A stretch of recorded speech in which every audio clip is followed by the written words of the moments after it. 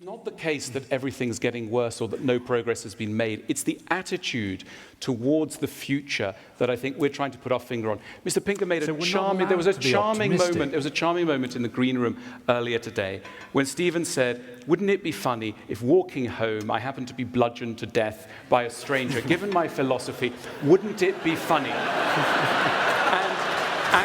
And we laughed, and Stephen laughed, and I think it comes to the heart of what we're saying. The reason it was funny, there's an old Jewish saying, man thinks, God laughs.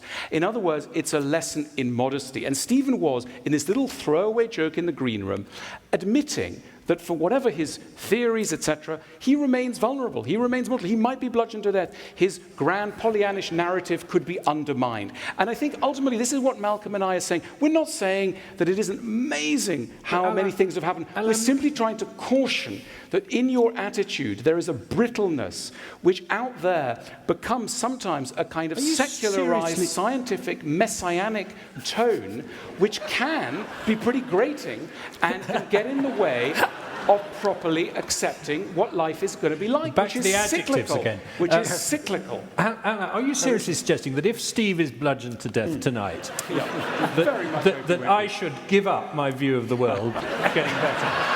Well, and say, right, that's it, Steve's dead, so it's all over.